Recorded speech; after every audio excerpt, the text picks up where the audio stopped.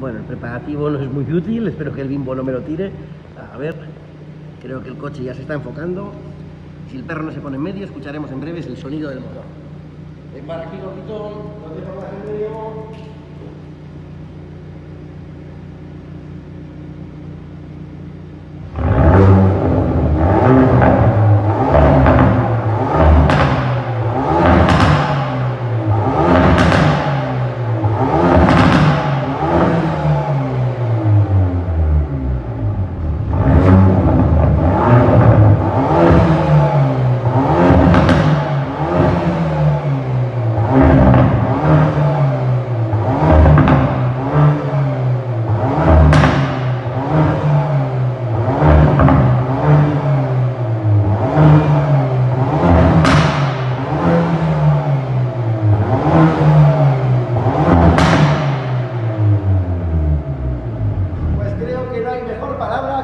Despedido así. Hasta pronto a todos. ¿Qué pasa? ¿Qué pasa? ¿Qué pasa?